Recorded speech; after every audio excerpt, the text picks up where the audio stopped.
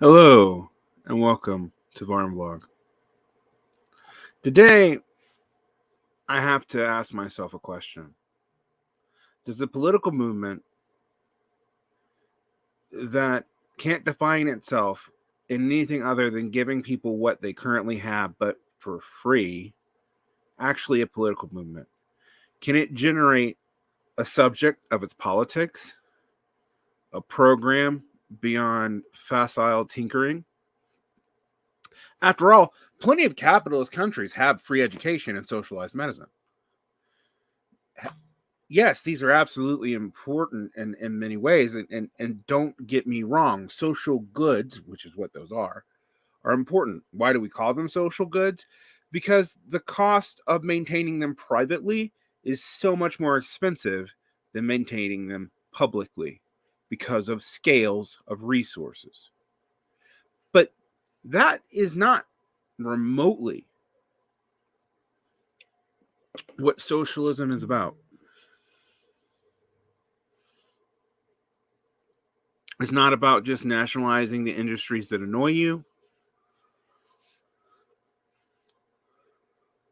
nor is it about adopting the incoherent emotivism of the current progressive left.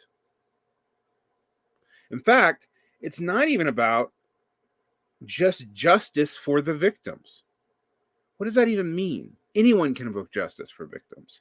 You have to define what justice and victim are. Now,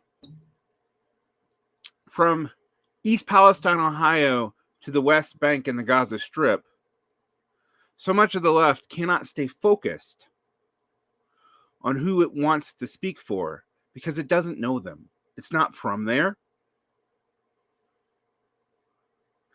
And when people who get sucked into this realize that so much of this is tied back into oligarchical developments in NGOs and the university, that this is often a way for people to expunge their conscience as they get ready to enter law school or become a doctor. We see here that there's a gap between what people say they want and what people want. And in that gap, current trends emerge.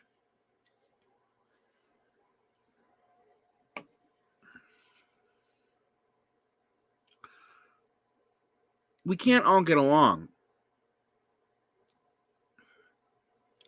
I've seen lately a lot of critiques of the degrowth left as if it won't be popular with the workers, and honestly, no, it won't be. But neither is most of the things offered by anyone from Brooklyn, including the burgers and hamburgers in Bernie forever.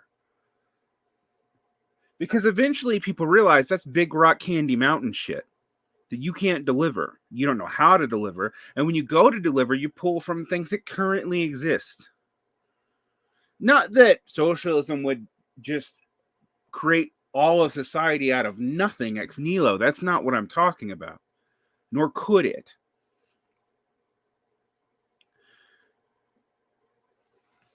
Marx's critique of anarchists was often that anarchists wanted to radically break with the current in every way all at once. And anyone who's looked at history knows that that doesn't even happen in catastrophe and collapse, much less in a positive political program. This is always led, this is not a new phenomenon. This is people who think, oh, this is a problem of America, or this is a problem of, this has always led to a problem. This is not a problem of the left just being infected by progressive values. The progressive values have emerged in liberal quarters in dialogue with the workerist Marxist left. In many ways, in trying to deny that, because we get tired of conservatives blaming every problem of liberalism on cultural Marxism or some nonsense, we are also denying that we have played, we being the larger Marxist tradition, I'm not even talking about the broader left, a key role in the development of many of these ideas that we also reject. We have also created our best enemies. One of the most uncomfortable things that some cretin like Journal Goldberg can point out correctly is that liberalism and Marxism, separately and competing, both generated some of the key fascist leadership. Yes, fascism had a different base, but its leadership was often defectors from leftist ranks. Now, it's different in different places.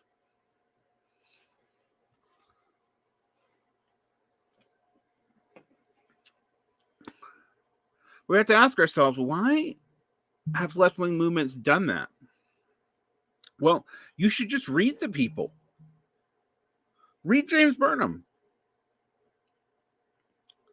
Burnham takes the ideas of the bureaucratic collectivism that he got from Trotskyism, removes dialectical materialism from it. In fact, in a somewhat infamous letter when he left the USSWP, and then notice the oligarchical tendencies that developed inside leftist movements. Picking up on the work of the late German historical school, and more importantly for Burnham, the Italian elite school, he predicted a managerial revolution, and one in which the oligarchs of the fascists would ultimately be the winners, and then later on, one in which the oligarchs of the military would ultimately be the runners. While Burnham was wrong that would manifest in a bunch of Eisenhowers running America forever, which is the vision that he proposed at the end of the Machiavellians,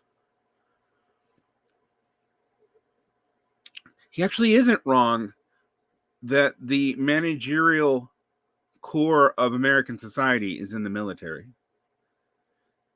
because that is the one area that is seen as administrative, that is, quote, truly neutral.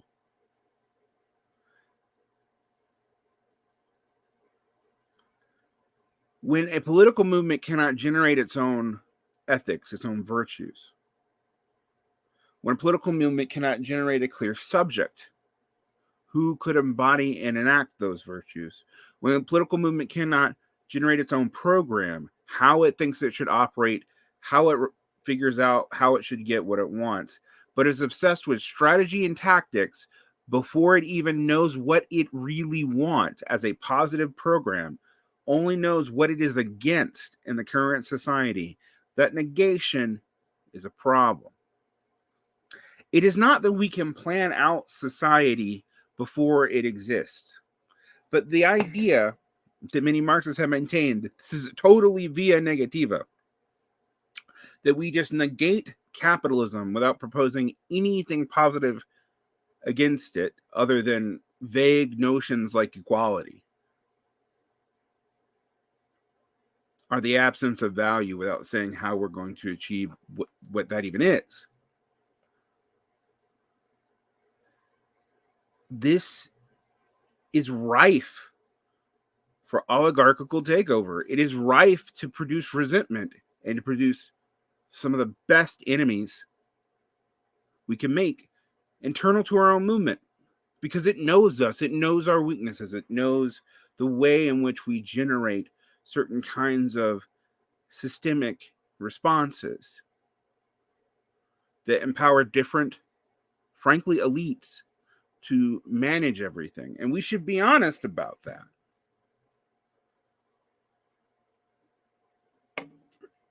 The bourgeoisie is no longer in a noble entrepreneurial phase, if it ever was. It's debatable if it ever was, but there was a time where that was a more believable proposition. That is not anymore. Most of society is managed and administered, from the state to quasi-state apparatuses to the management of corporations to professionals who do services for them. My disagreement with the PMC thesis was that it saw all those people as one class having one cohesive set of interests. I don't think that's true, and I still don't think that's true. But there is a truth in which those strata dominate society. Sure, the primary contradiction is still the worker versus the owner. Those who are exploited are shut out of exploitation, even made precarious and are surplus, and those who are not. But one of the things that you have to deal with in modern society is the largest sectors of employment in the developed world tend to be sectors that are not directly productive to surplus, because the production of surplus has gotten so efficient, you don't need that many people in it.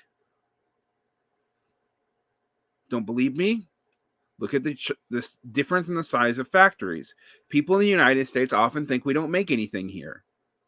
We're the second most industrially productive power in the world, although we are totally integrated with the first most productive power. And yes, that decoupling has begun on both sides, but it will take a long time. It can't happen overnight. You must understand that some of the supply chain effects of 2007 were still playing out before COVID.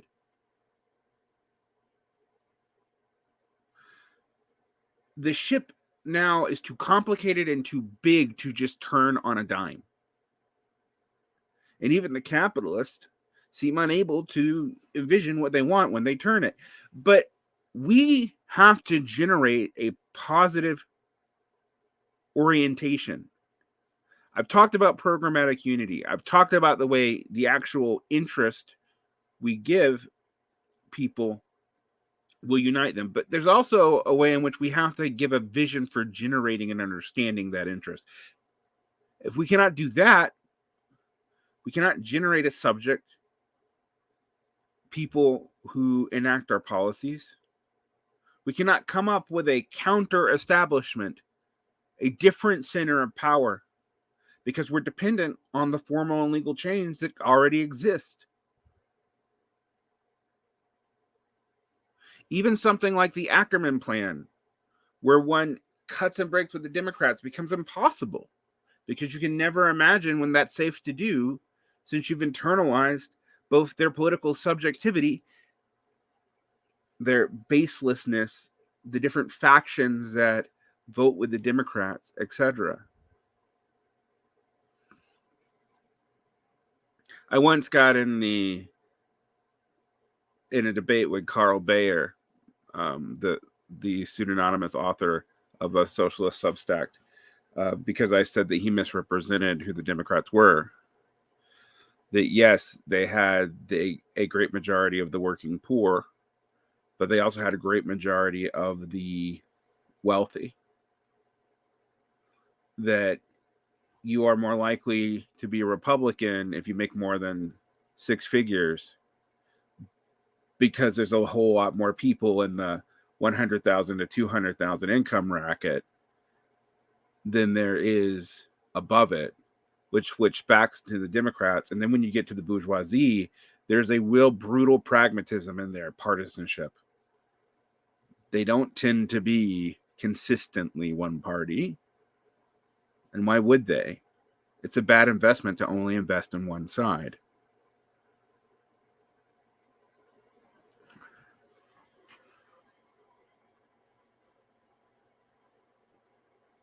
If you cannot offer another world, or even the ethics in which to generate one,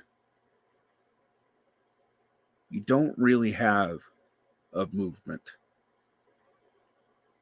Sure, the police crushing, the sincere expression of this or that political thing can generate riots, it can generate political subjectivities, but if it takes anything to see how Occupy went from Occupy to Occupy Democrats, it is clear that that can be recuperated, and that's not new.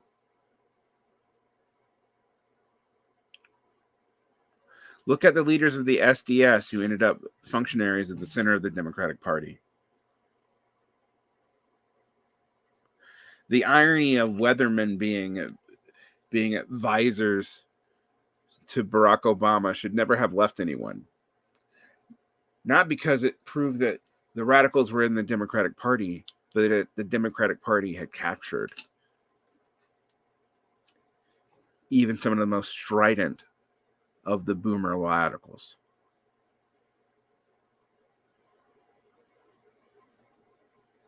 What counter program existed to discipline that, to give it a vision other than just more radical and inclusive forms of the current? Is that all that you want? Do you want an elite that's diverse but still has largely the same wealth problems?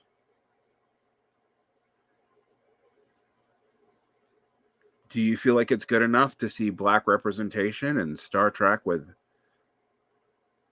a black president of Earth, with a black general talking to a black star captain, all women, and yet the wealth gap of the and all this has remained unchanged? Are you totally stuck in that symbolic world? Sure, it is important sometimes to see yourself reflected in media, particularly without a white mediator. But it is also important to be honest with the fact that that's not changing the world.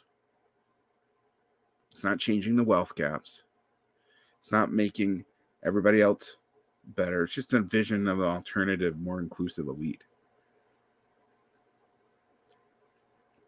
As if people have not been exploiting people who look like them the entire time.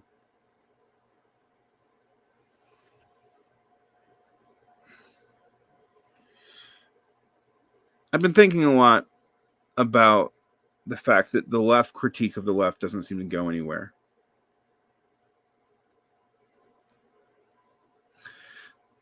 That such critiques either tend to go back into the same progressive morality that everybody is into, or it cuts right wing, that it can't present or codify an actual counter establishment or counter systemic vision. Even when it tries to, in the international stage, usually the best it can do is just pick a different winner in the chess game of geopolitics.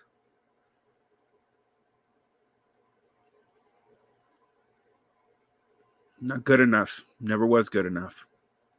But what are we going to do about it? That's a harder question, one that there isn't an easy answer to. But just having a good program or the right morality of the options given to you by the current partisan politics, which is constantly responding to crisis and nothing else, isn't going to be good enough. Something to think about. If you really want a vision that doesn't seed counter-systemic action to the more anti-establishment wing of the right, often whose leadership was birthed from people disaffected from our own ranks. Like and subscribe if you want more of this kind of analysis. Have a good day.